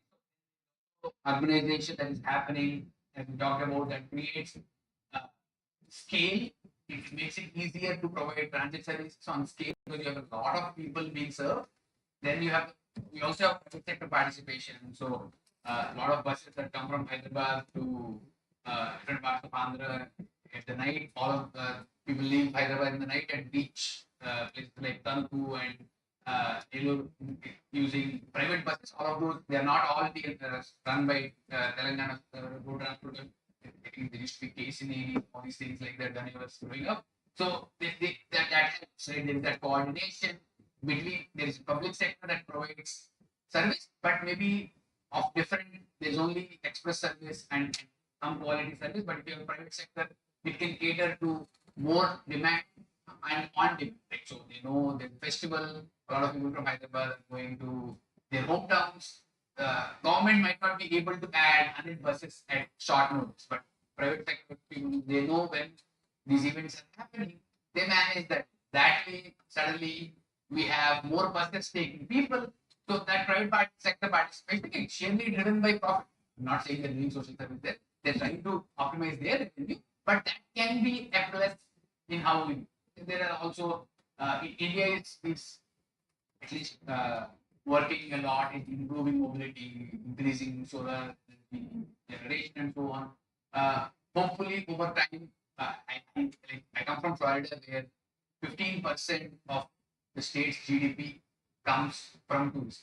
Okay, and 10% of the people's employment of Florida jobs are in the tourism industry. And I don't think Florida is even anywhere close to how beautiful India is. But we are not doing a good job. We don't have infrastructure where we should be. The quality of hotels, the quality of services around very good destination. Look at the, I mean, there are a lot of pilgrimages in the south, beautiful temples in Uttarakhand. I mean, if as many people that come to Florida come here, we have no hotels. There is no way all of them can be accommodated. So there are bottlenecks that need to be addressed. If we do that, again, that will increase employment manifold and increase. Again, there are concerns, there are genuine environmental concerns associated with it. Too much tourism, always.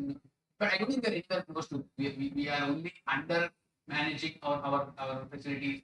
So there should be efforts to boost that, and that can also contribute to public transport. Right? So if you have tourists coming there, they are not, they might feel more inclined to use a service where there are multiple people, it's more common, shared. So there is a higher safety associated with it if the buses are clean and neat.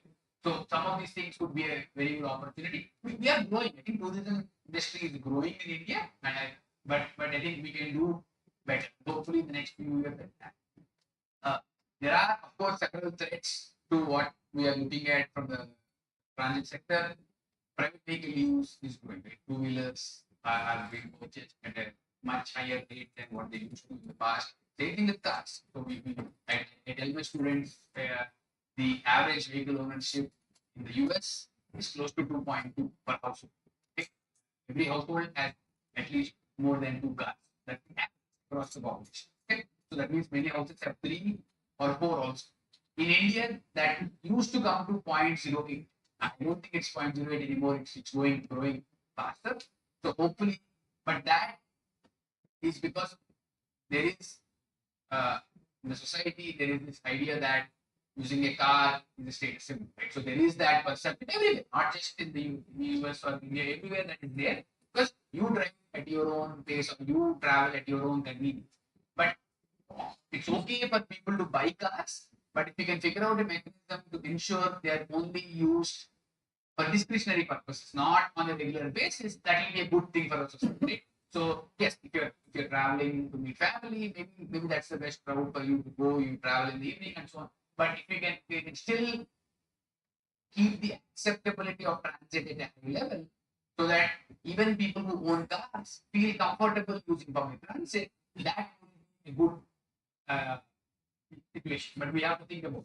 And obviously, money is always constrained. There are constraints, but with the growth in the economy, hopefully the budgetary allocation for transit will continue to grow because they are probably more efficient on a per capita basis to provide mobility than building more roads and adding more lanes all the time, especially in urban regions, like in the urban bottleneck regions. We are also running out of space to add more lanes. So only solution could be making people add metro and then make people who drive right now change that.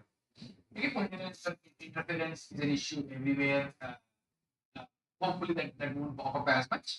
There are challenges associated with climate change that again, we cannot control as much as we can. We try to uh, manage the situation. And also there are several safety concerns, especially for women, especially at night. So some of those also need to be addressed because that changes the perception of that mode for a long time. Something an incident happens, which we have seen in the past, the stigma associated with that incident will be retained for several years. It's not easy for people to forget some of those challenges. So again, these are all different threats that exist. So, like I was thinking about what should be our focus. So, I'm identifying 4 pillars for any kind of analysis that we want to do here. So, again, uh, obviously, I admit that this is biased to what I do. So, we have a strong element of data that we need to look at. So, you have to make sure you have local expertise and knowledge from the region that you are studying things with, and then the model development and also the important thing is translating that model development results for application. Okay? So I'll go over each of these pillars briefly. So data becomes a critical part of any analysis you want. So you need to make sure that you are spending significant resources to compile data. Public transportation ridership data is important. You can potentially, if you can get longitudinal data for multiple years, you can, that will be great. And any additions that are being made to the public transit, changes to routes, additional lines that are being added, new systems. So, for example, in different cities, metros are being added in India. So, there probably when you started the analysis, there are one metro line, then after 3 or 4 years, a new metro line is added. How do you collect the data on those additions and their impacts on ridership in other parts of the network? So, if there are new emerging modes in the static region, how are they working? What are their operational details? These also need to be considered in the analysis.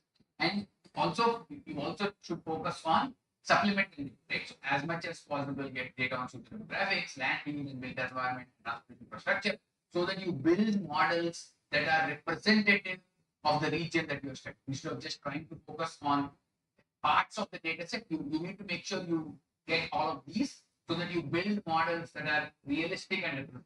So I think maybe 30 to 35% of the resources of this of the overall effort of any analysis should go to data compilation.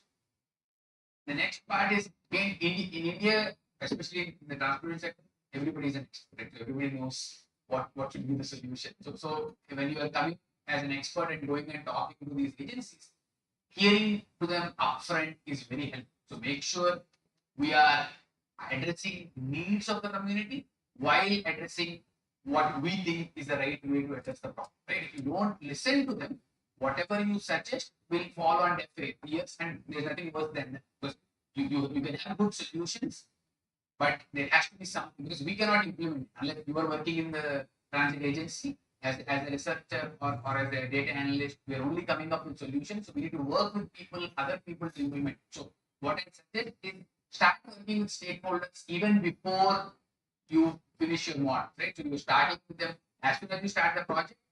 Get inputs from them so that you are listening to, okay, what are the local problems, what are the community organizations thinking, what are the different employers in the region if you can get access to. So we identify what would be their ideal transit system, right? So what are they looking for from a transit system?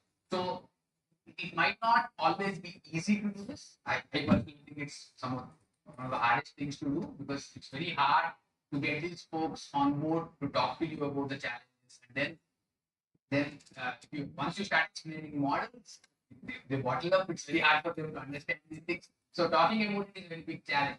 But you also need to understand and gain inputs from them on how they operate, right? So there are solutions that we can come up with, but they cannot be implemented because they have their constraints. So understanding those constraints upfront will help you tailor your solutions better. And having that goodwill, right? So that you are involving them right from the beginning is always works well in the normal. So you don't want to be finishing your models and then you want to say, oh, I have this great solution. Let's go and implement. They're not going to buy. You have to bring them on board upfront, talk to them, give them the respect they think they deserve, or they probably deserve that. But you need to be careful in how to handle that, talk to them, and then provide your solution. So that is a better way to get solution. And once you learn how to do that, you will be able to do that. Then we the third element I think is one that all of us can do very efficient. Right? Once you know how to develop these models, we can build those. We can be talking about we identify the dimensions of interest, then we assess the data that we compile. We can use appropriate models, maybe traditional statistical models or newer machine learning models, and then you build it, get your results, and then right? This is the part we focus on, and at least in my group and several researchers focus. Then the last thing is how do you translate the model findings into for application, right? So again, you want to get stakeholders to buy into your idea. So always start with incremental change so that we are not trying to revolutionize the agency. They're not scared based on your suggestions. So try to show incremental improvements and then always have a feedback option so that we are actually getting inputs from stakeholders, inputs from riders or transit users and operators so that we are actually regularly model understanding whether our solutions are working or not. And if they're not working, we need to incorporate the feedback to tweak the solution. Right? So they might see you. I don't think you should go with the expectation that our first solution will be brilliant and all. I don't think so. You have to be flexible, listen to the feedback, update your solutions so that you get good results. At the end of the day, it will be good for the overall system. Okay. So again, thanks everybody for the wonderful participation. So my email ID is here. I'm reachable best by that email. So if you ever are working on problems that you think I can be of help, feel free to reach out. I'll do my best to respond to your questions and help you in any way. Okay. Thank you so much. All the material is already uploaded on my website. So whenever you want, you can download all the codes, everything is there. If any of the links are not working by chance, just shoot me an email. So with that, it's time for your exam. So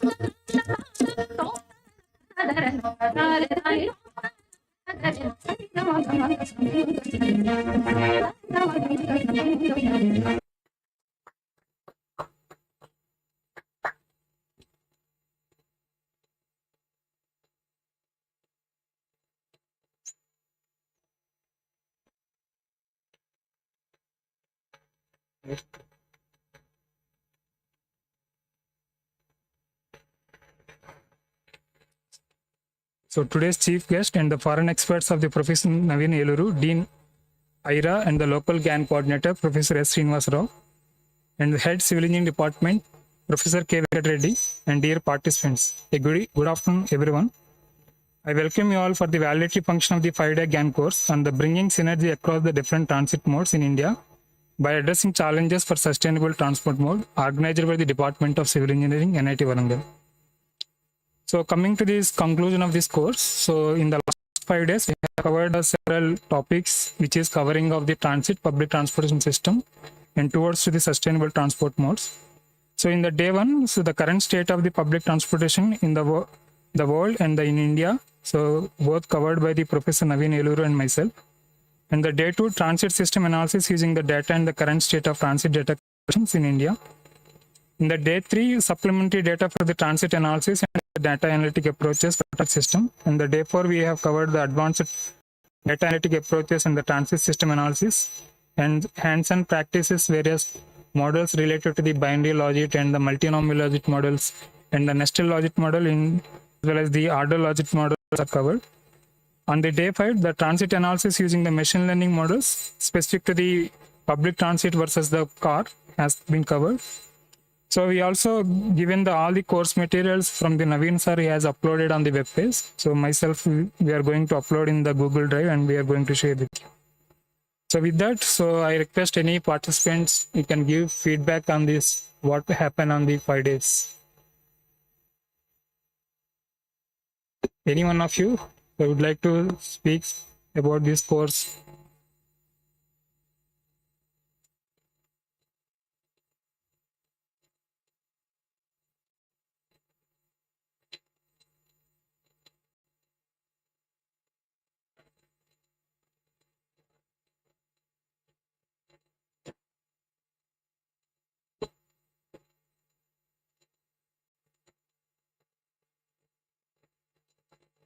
Good afternoon, everyone. I'm Anirudh, a research scholar in the same institute under the supervision of Professor C.S.R.K. Prasad and Dr. Raghuram Kadali. Though I was coincidentally, my part of my research work is actually interested in the commuter satisfaction with respect to public transit. though the nature of the data was different. However, how to deal with the models and how to understand the nitty-gritties and the further nuances were very well dealt during the course of 5 days. Also, the main takeaway is that what I have realized and which things which got reinforced is that without mathematics, no engineer can survive either in academics or in corporate world or anywhere. So the more we understand statistics, calculus, that is the only way to survive, not survive actually, to grow as a researcher and contribute better. This is my major takeaway, and I wish this has to sustain, and the content coverage has actually met my expectations because I already knew the potential of Raghuram sir, and I can draw the same towards Naveen Eluru sir, because I have heard a lot of high notes regarding Naveen Eluru sir even in the earlier workshops attended in ISC Bangalore. So this is the only takeaway, but I feel this is the biggest thing because mathematics has to be reinforced and it has to be practiced, because without understanding the formula, dumping the data and getting the results would do no good for any one of us. Thank you. Anyone from the other institutes particularly?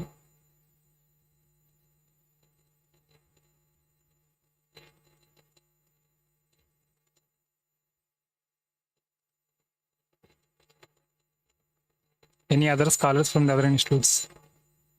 Okay.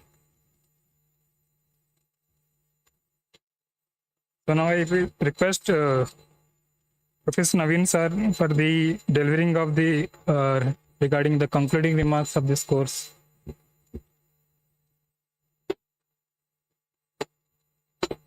Thank you, Dr. Raghuram. It's very nice to be with all of you at the end of the class here. I think the last 5 days, first of all, I would like to acknowledge my coordinator, Dr. Raghuram Kadali, for making this stay very pleasant and being a wonderful and gracious host. I would like to thank the HOD and for Civil Engineering Department, Mr. Reddy, and also the local Gian coordinator and DNI area for facilitating everything. I think it went smooth. The course was very well organized and it went very smoothly in terms of for myself. It was very nice talking about some of the advanced methods and also how those methods work in the context of transit with students from different levels. We had a lot of BTech students. We also had PG and research scholars. Again, I thank for the takeaway. I think that's a very good point you made, Anirudh. I think the way you put it also is correct. So if you understand math, that will take you forward in your career, much more forward than somebody who just uses a software. So I will reiterate the same thing. And again, I know, especially in civil engineering, there is this fear of coding. I think analytically, civil engineering students are very good. I want to reiterate that coding is just a mechanism to use your analytical abilities to run something. So don't be afraid. Don't take a step back because the code looks daunting. Again, all the good faculty in transportation are civil engineers. It's not like some computer science people are coming and doing these methods. Like my advisor is a civil engineer.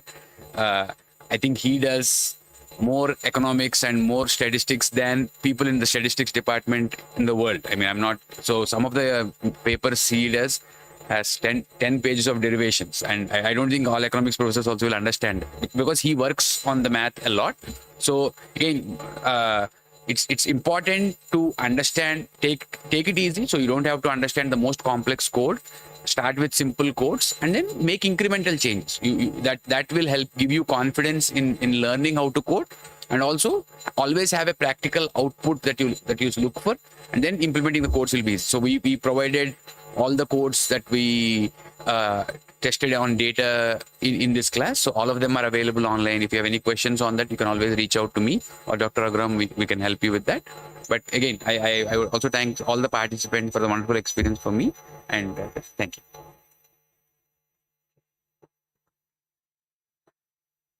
you.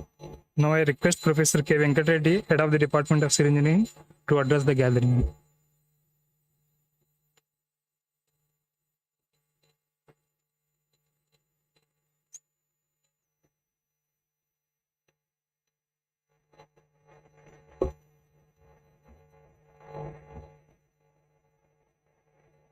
We respected chief guest and foreign expert, Navin Yeluru, and our IRA and coordinator for all these programs, Professor Srinivas, and coordinator Raghuram Kadali, and all the participants from various institutes. All of you, very good morning. Sorry, good evening. And I congratulate you at the outset. All of you congratulate for completing this 5-day course on this sustainable modes of transportation. So I think this is one of the important topics. Yeah, no, that is not only a transportation, how we can make the roads, but later part is like how we can make them as sustainable transportation modes. So how we can connect the different modes. So that will be a challenge right now.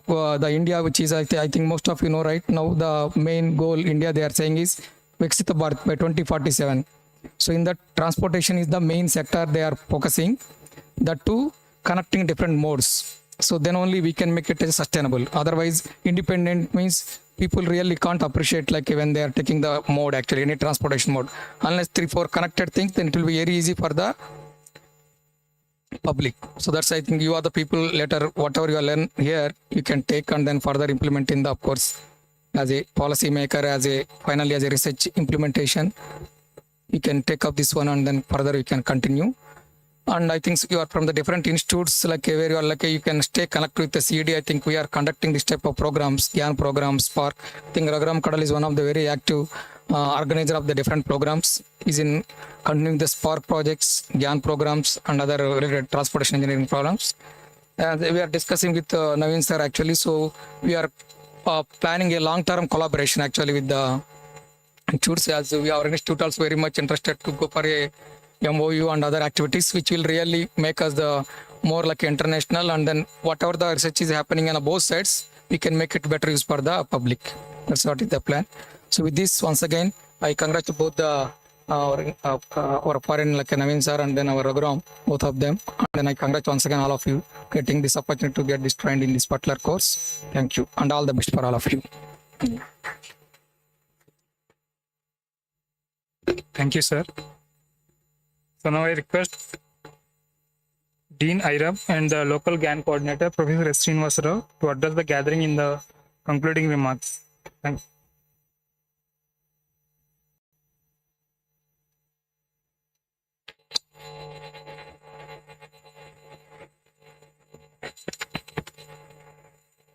Good afternoon to all. All the 5 days you might have learned a lot of content related to this sustainable models for a transportation system. So we all know that now sustainability is very, very important in all aspects, whether it is related to civil engineering or electrical engineering or electronics or anything. So systems has to manage or maintain themselves. So that is the simple meaning for the sustainability. So we should not develop something and it should not have a life after 2 or 3 years. It is not like that. So we all know that the civil engineering, there are wide categories are there, structural engineering, transportation, geotechnical engineering, like that many specializations are there. All these specializations in the civil engineering are directly useful for the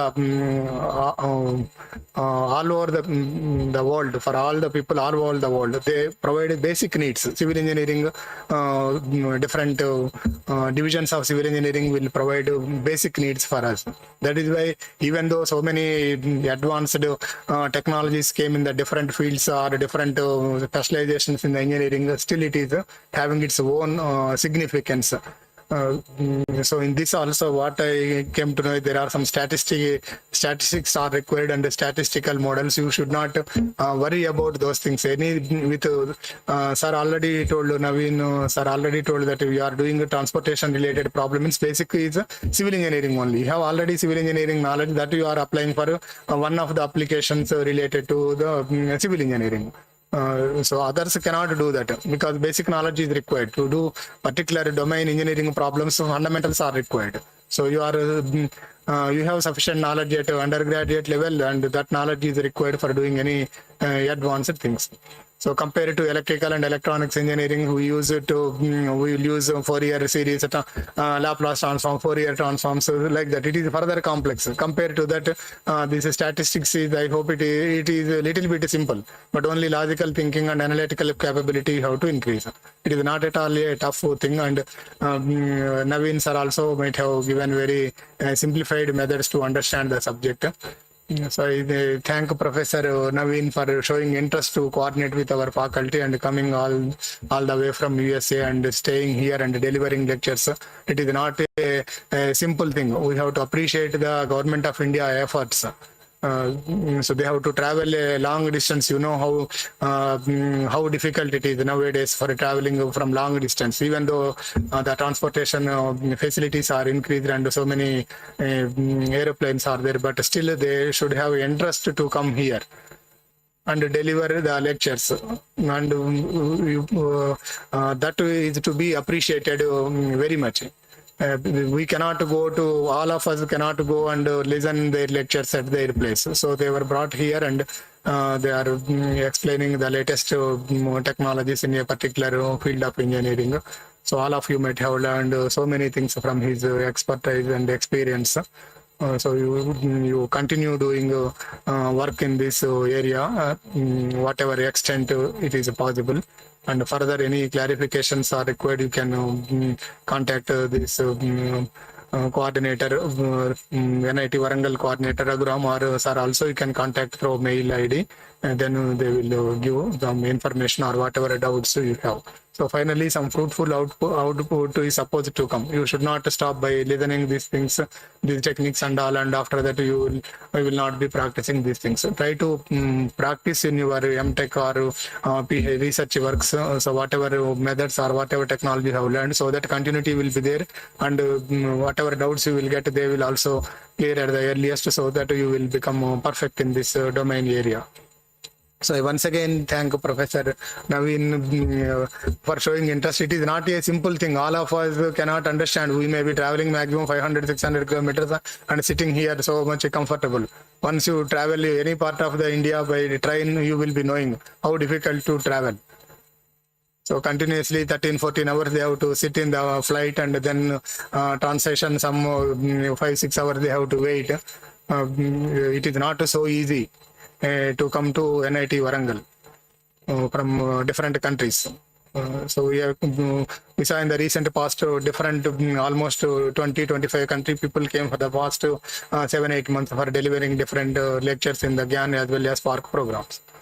So civil engineering department, from the inception itself, it is there in the institute, and from that day onwards it is showing a lot of significance and impact in the development of the institute. So many GAN courses were conducted by the civil engineering department. Highest GAN courses were conducted by this civil engineering department. We can understand that how faculty are putting effort and how they are collaborating with international faculty, how international faculty are showing interest to come to NIT Warangal. All these things are not so simple. For making, to realize this 5-day workshop, coordinators might have worked for 5-6 months for identifying the topic and contents and submitting a perfect proposal to the Government of India, and after getting scrutinization, some comment they will give, and those things have to be rectified. Then only program will be sanctioned. After that, fund will be released. Very big process is there. You may be thinking that simply by sitting here 5 days and listening, there ends the matter. So there are all the difficulties and problems you may not able to understand also, even if I tell. So what, instead of all those things, what you have to do, you have to pay proper attention to the lectures and try to understand the subject properly, interact with the faculty, and try to make the things clear. So all these things definitely might have happened in the past 5 days. So I hope all of you are going with a lot of knowledge in the mind related to this sustainable model in transportation engineering. I once again congratulate both the coordinators for successfully completing this 5-day GAN program, and I also thank all the participants for showing interest to come and stay in NIT Warangal campus for 5 days. I wish you all the best to all of you. Thank you, one and all.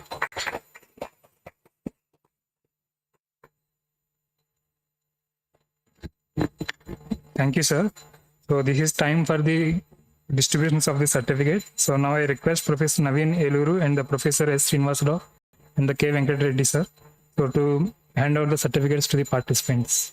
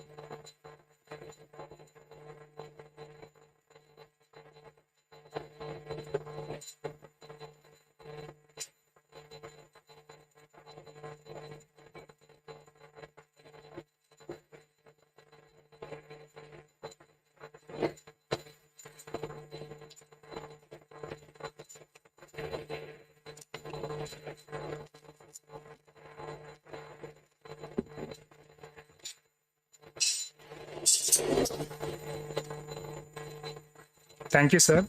Thank you all. So this is time for the vote of thanks. So our sincere thanks for the chief guest and the Professor Naveen Yeluru, who accepted for this invitation and guiding me to prepare all this kind of course plan as well as the materials and the sessions for the submission of the proposal, and which is very nice for the accepting of the proposal. So, and also I thanks for our director, Professor Vidyadhari Subudhi, and the Dean Ira and the local GAN coordinator, Professor Srinivas Rao, who helped me and encouraging for this kind of the programs and applying for the various GAN programs as well as the Spark projects.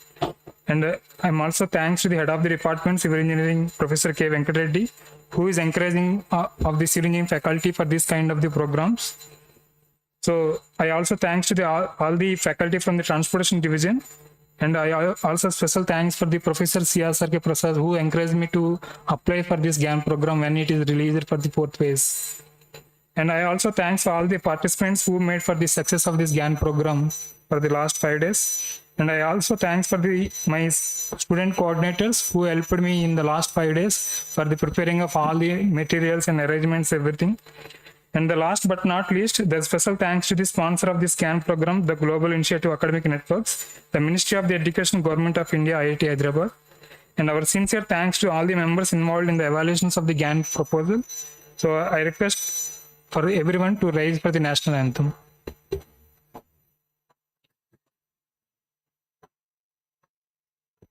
जनगण मन अधिनायक जय हे भारत भाग्य विधाता पंजाब सिंध गुजरात मराठा द्राविड़ उत्कल गंगा विंध्य हिमाचल यमुना गंगा उच्चल जलधि तरंगा तव शुभ नामे जागे तव शुभ आशीष मांगे गाहे तव जय गाथा जन गण मंगल दायक जय हे भारत भाग्य विधाता जय हे जय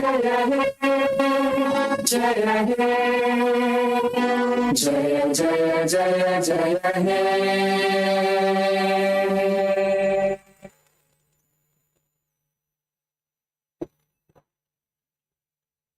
Yeah, I request everyone to join for the group photo. So then after there is a IT is arranged at the second floor of the Corona Hall. Please come forward.